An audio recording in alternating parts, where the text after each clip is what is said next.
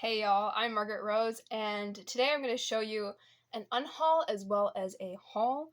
So what the story is I'm about to go to a used bookshop and try to sell some of my books, and then I also check the store out and see if I can get any books to read that I want to read.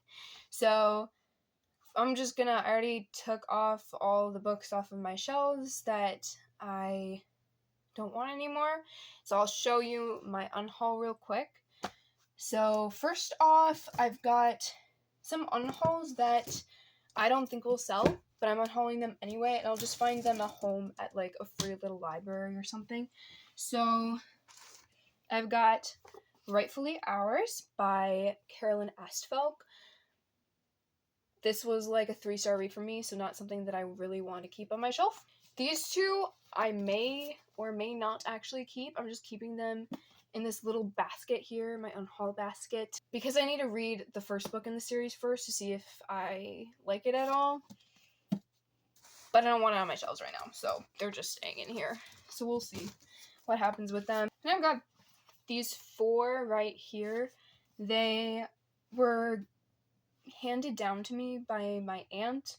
She used to be an English teacher. She still is, but she works in slightly different circumstances. So I took the ones that I wanted. And at first, I kind of took these because they looked fairly interesting, but I just can't read every book out there. So these didn't really seem like books that I would ever really get to. So there's Getting Near to Baby by Audrey Colum. Laura's Gift by Anne-Marie O'Brien. Mrs. Frisbee and the Rats of Nim by Robert C.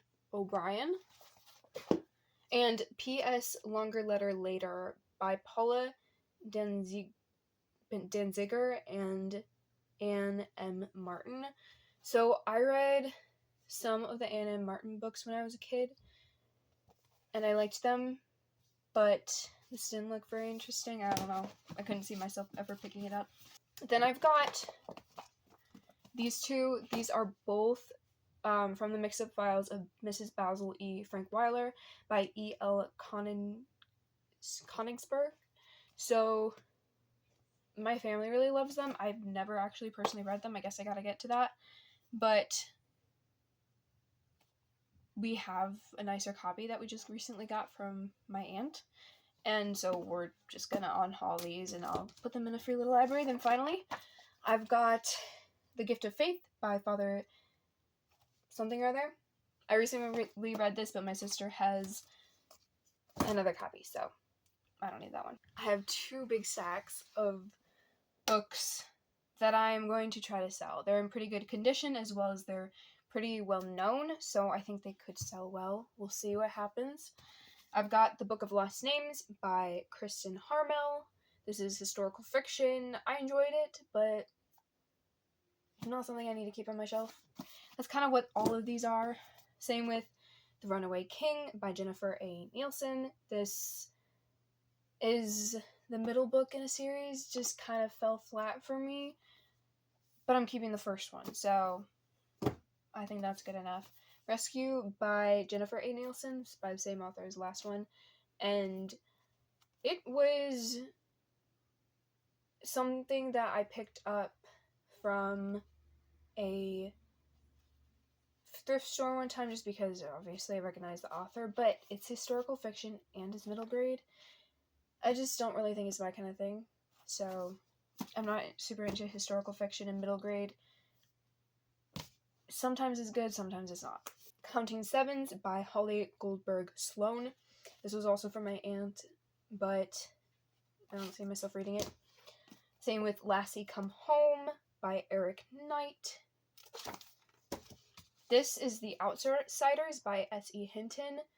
This was something I found in a free little library. I read the book and I loved it, and I own the paperback, but I saw this and I was like, oh, that'd be nice to have the hardcover. But the thing is, I just don't have much space on my shelves. I liked my paperback version better anyway, so I'm just keeping that. Then I have Heartless by Marissa Meyer. This book was okay. I think it's a beautiful copy though, so I think they might want it. A Song to Drown Rivers by Anne Leong. Because of Winn-Dixie by Kate DiCamillo. So we already own a copy of this, so we don't need this one anymore. A Heartbreaking Work of Staggering Genius by Dave Eggers. I recently picked this up from a little book sale that somebody was having in my town.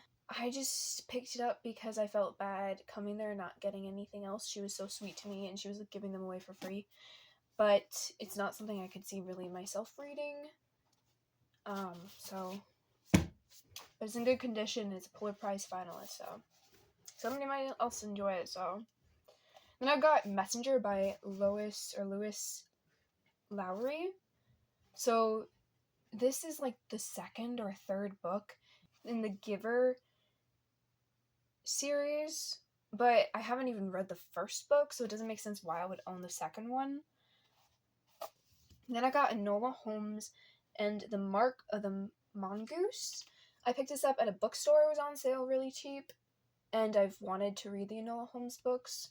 I looked it up and I realized it's the very last book in the series, and it's like a 15-book series, so don't need this one right now. Then I got First and Only by Peter Flannery. This I also picked up from that sale that this woman was having, and it's just not something I could see myself picking up. Then I've got my beloved Keeper of the Lost Cities. Don't you worry, I'm not actually giving away my series. I still own the hardcover copy of this, but I need room on my shelves. The reason why I owned both, because it had a scene from another character's perspective. So this one's Lynn and this one is Keith. But it's literally just like a few pages at the very end of the book.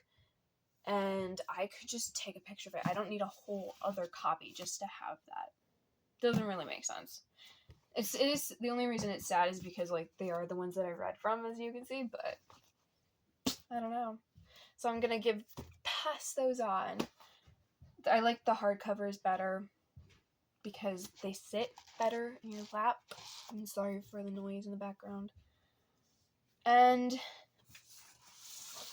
those are the books that I am going to be trying to sell. Trying to give away at least, even if they just take them all for free. I would give them to a free little library anyway. Actually, maybe I'll just give them to a free little library because then people can get them for free instead of having to buy them. But, alright, so now I gotta go quickly change because these are my work clothes and I'm going to actually walk there. My brother and I are going, so hopefully he'll take some of these on his back as well. And I'll catch you later when I've got the books that hopefully I'll buy. And yeah, I'll catch you later. So I am back, but you might be able to tell that the background's a little different. It did change, but a few months had passed. We set out, but then we were like, we should check to see if it's open. So we checked, and apparently they're closed on Tuesdays. So we had to turn back, and then we never got to it until now. So we did go, though, and I was able to sell almost everything. It was a very cute bookstore. So many books. Oh my gosh, I didn't even know where to start. I did say to myself before I got there that I don't need books right now. So I was like, I'm not going to grab anything unless there's actually something that I run across that I'm like, yes, I need that. So I didn't actually come out with anything, and it was frustrating because I wanted to see if they had classics, but they didn't have a section devoted to classics except for in the children's section. So you had to like look that author up, and I just wanted to see what they had. So that was a little disappointing. I mean, like I said, I wasn't even looking for anything, so kind of worked out. I'm excited. I did get to sell some books, so I got to sell everything except for they didn't take Because of Winn-Dixie or The First and Only. They were like, oh, so you could keep them here though if you want. We won't give you store credit. I'm like, no. I'm thinking in my head. I didn't say this to them, but I was like, no, I'm going to give that to a free little library. Somebody can get it for free, not pay for it. So I took that back. Then I also ended up not bringing a few with me because it was heavy. We were carrying a lot of books. So I did not bring the Enola Holmes book, basically all of the hardcovers, The Outsiders, A Song to Drown Rivers, and Heartless. Did not bring any of those, so I'll just have to go back again. I got $5 in store credit, and I was able to use it all. I still had to pay a bit because I did find some things. So, time for a haul.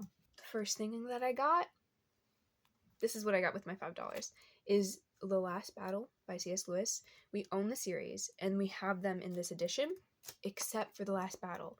When we got it from the bookstore, they didn't have that edition for The Last Battle, so we had to get a different one. So now we have the completed edition series. It's beautiful because everything is in color. So, look at that.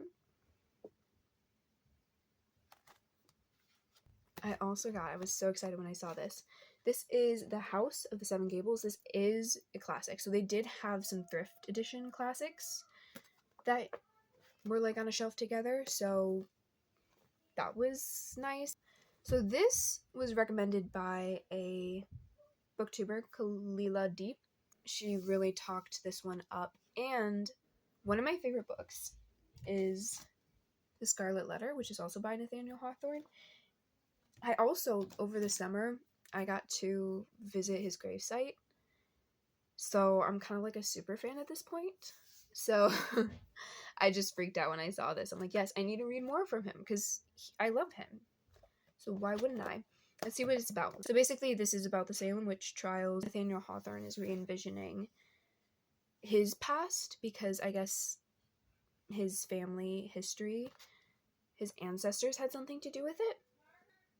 Which makes sense because the first one took place in a Puritan village. So he has a theme going on here. He must have some sort of connection where he knows a lot about this. Last thing I got. So I got Peter and the Sword of Mercy. This is a Disney Peter Pan series that they recreated. So my sister recently started the first one. This is just an example. I did not just get this. Also from my aunt that I was talking about.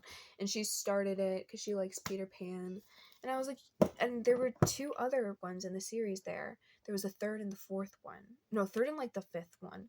So I got the 3rd one, even though she did not read the 2nd one, or hasn't even finished the 1st one. But I was like, hey, it's right here. And it's brand new. It's amazing. So that's what I got.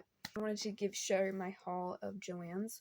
We stopped at Joanne's because it was nearby, as well as Starbucks, and I got a refresher, which was really refreshing because it was an 8-mile walk that I went on. Because Joanne's is closing, there was so much on sale, so it was 50 to 80% off.